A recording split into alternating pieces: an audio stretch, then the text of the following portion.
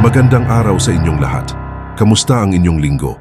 Siguro ay narinig niyo na sa balita o nabasa sa social media ang tungkol sa State of National Energy Emergency na idineklara kamakailan.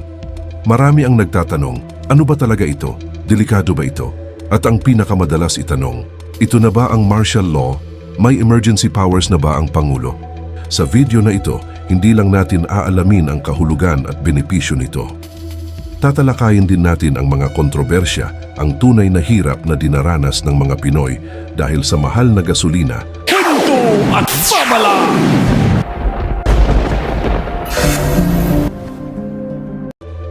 Una sa lahat, ano ba ang ibig sabihin ng State of National Energy Emergency? Ito ay isang formal na deklarasyon ng gobyerno na nagsasabing mayroong malubha at agarang banta sa ating supply ng enerhiya tulad ng langis, gas at kuryente na maaaring makapinsala sa ekonomiya at kapakanan ng mamamayan. Bakit ito nangyari? Ang pangunahing dahilan ay ang patuloy na hidwaan sa gitnang silangan na nakakaapekto sa pandaigdigang supply ng langis. Tandaan, ang Pilipinas ay isang net importer. Ibig sabihin mas marami tayong binibiling langis at produktong petrolyo mula sa ibang bansa kaysa sa ating ginagawa. Kapag may gulo sa ibang bansa na pinagkukunan natin, apektado tayo sa presyo at sa pagkakaroon ng supply dito sa atin. Hindi ito deklarasyon ng gulo, kundi isang paraan para maging handa ang gobyerno. Para itong paghahanda ng bumbero bago pa lumaki ang sunog, gumagalaw na sila para maiwasan ang mas malalang problema. Ngayong idineklara na ito, ano na ang susunod na mangyayari? Narito ang mga partikular na hakbang na ipinapatupad sa ilalim ng executive order na ito. Una, ito ay pinag-isang tulong para sa kabuhayan, industriya, pagkain at transportasyon. Sisiguraduhin ng commit na ito na maayos ang daloy ng supply at distribusyon ng langis at pagkain para walang magkukulang. Pangalawa, pagpapabilis ng proseso, laktawan ng ilang karaniwang burokratikong pamamaraan para sa pagbili ng langis at pagpapatayo ng mga proyekto sa enerhiya. Ibig sabihin, mas mabilis na makakarating ang supply sa atin. Pangatlo, pagkontrol sa presyo at buwis. Maaaring magkaroon ng limitasyon sa presyo ng langis o kaya naman ay bawasan o suspindihin ang ilang buwis para hindi masyadong tumaas ang presyo sa pump. Ito ay para hindi masyadong mabigat ang gastos natin. Pang-apat, pagtitipid sa enerhiya. Inaatasan ng mga opisina ng gobyerno na magtipid sa kuryente at gasolina. Halimbawa, mas maraming online meetings, pagbawas sa paggamit ng aircon at paggamit ng alternatibong transportasyon. At panglima, tulong sa mga apektadong sektor. Ang mga sektor na labis na tinatamaan tulad ng mga driver ng jeepney, bus at mga maliliit na negosyo ay bibigyan ng tulong pinansyal o suporta ng mga ahensya tulad ng DSWD at DOTR. Ngayong alam na natin ang mga hakbang, pag-usapan naman natin ang kabilang panig. Hindi lahat ay sang-ayon sa deklarasyong ito at marami ang may mga alalahanin. Ito ang mga pangunahing kontrobersya na ibinabato ng mga kritiko, eksperto at ilang sektor ng lipunan. Una, ang isyu ng transparensya at paggamit ng pondo. Marami ang nagtatanong, saan eksaktong manggagaling ang pera para sa mga tulong at programa? Mayroon bang malinaw na listahan kung sino ang makakatanggap? May pangamba na baka sa panahon ng emergency, nagiging mas mabilis ang paggastos ng pondo nang walang sapat na pagbabantay o audit. Pangalawa, ang pagpapabilis ng proseso at epekto sa kalikasan. Sabi natin kanina, laktawan ang ilang proseso para mapabilis ang mga proyekto sa enerhiya. Pero ayon sa mga environmental groups, ang paglaktaw sa mga pagsusuri o environmental impact assessments ay maaaring magdulot ng pinsala sa kalikasan. Baka daw mapabilis ang pagpapatayo ng mga planta, pero kapalit nito ay ang pagkasira ng ating mga kagubatan at karagatan. Pangatlo, temporal ba ito o pangmatagalan? May mga nagsasabi na ang deklarasyong ito ay isang panakip-butas lamang. Ibig sabihin, tinutugunan lang nito ang agarang problema. Pero hindi nito inaayos ang ugat na masyado tayong umaasa sa inangkat na langis.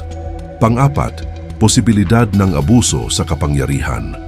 Dahil sa mga karagdagang kapangyarihan na ibinibigay sa gobyerno, may mga nag-aalala na baka magamit ito para sa ibang layunin. May tanong kung hanggang kailan ito tatagal at kung paano sisiguraduhin na babalik sa normal ang mga proseso kapag tapos na ang krisis.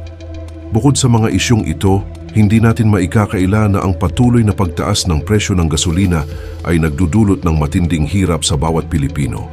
Isipin nyo, kapag nagmahal ang langis, halos lahat ng bagay ay nagmamahal.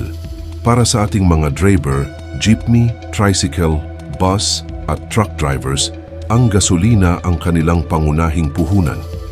Kapag tumaas ang presyo nito, lumiliit ang kanilang kinikita sa araw-araw. Maaari ring magkaroon ng inflation o ang patuloy na pagtaas ng presyo ng mga bilihin na hindi kasabay ng pagtaas ng sahod. Sa malalang sitwasyon, maaari itong magdulot ng kawalan ng trabaho at mas malawak na kahirapan. Kaya naman napakahalaga na may mga hakbang na ginagawa para mapigilan ang mas malalang epekto nito. Hindi ito martial law. Malaki ang pagkakaiba ng dalawa. Narito ang mga pangunahing pagkakaiba. Ang martial law ay idinedeklara kapag mayroong banta sa pambansang seguridad tulad ng rebellion, pagsalakay ng dayuhan o malawakang karahasan. Kapag nasa ilalim ng martial law, maaaring suspindihin ang writ of habeas corpus at ang militar ang namumuno sa pagpapatupad ng batas at kaayusan. Maaaring limitahan ang kilos at kalayaan ng mga mamamayan. Sa kabilang banda, ang State of National Energy Emergency ay nakatuon lamang sa isyu ng supply at presyo ng enerhiya. Ang layunin nito ay ayusin ang ekonomiya at siguraduhing may sapat na langis at kuryente. Hindi nasasangkot dito ang militar para kontrolin ng sibilyan at hindi nasususpinde ang mga karapatang sibil ng mga mamamayan. Tuloy-tuloy pa rin ang operasyon ng mga korte at ang kalayaan ng mga tao. Ang tinatawag na emergency powers, maaring sabihin na binibigyan nito ng karagdagang kapangyarihan o emergency powers ang Pangulo, pero may limitasyon ito. Ang mga kapangyarihang ito ay partikular lamang sa sektor ng enerhiya at ekonomiya. Halimbawa, ang kapangyarihang magpabilis ng proseso, magbawas ng buwis o mag-regulate ng presyo ng langis. Hindi tulad sa martial law kung saan malawak ang kapangyarihan, dito ay nakatali pa rin ang Pangulo sa konstitusyon at sa mga batas. Ang Korte Suprema at Kongreso ay may kapangyarihan pa ring suriin kung ginagamit ba ng tama ang mga kapangyarihang ito. Kaya huwag tayong mag-alala, hindi tayo nasa ilalim ng pamamahala ng militar at hindi nawawala ang ating mga karapatan bilang mga mamamayan. Ito ay isang hakbang pang-ekonomiya, hindi pang-militar. Dahil sa bigat ng sitwasyon at para maiwasan ang mas malalang problema, narito ang inaasahang mabuting idudulot ng deklarasyong ito. Una, masiguro ang sapat na supply. Maiiwasan natin ang kakulangan sa langis at kuryente. Walang mawawala ng ilaw at walang mahahabang pila sa gasahan. Pangalawa, pagpapagaan sa gastos ng mamamayan. Dahil sa mga hakbang sa pagkontrol ng presyo at tulong pinansyal, hindi masyadong tataas ang gastos natin sa pamasahe, pagkain at kuryente. Pangatlo, panatilihing matatag ang ekonomiya. Tuloy-tuloy ang operasyon ng mga pabrika, negosyo at serbisyo kaya napananatili ang mga trabaho. Pang-apat, pambansang seguridad. Ang enerhiya ay dugong buhay ng bansa. Kung matatag ang ating supply, maayos na tumatakbo ang mga ospital, istasyon ng pulisya at iba pang mahahalagang serbisyo.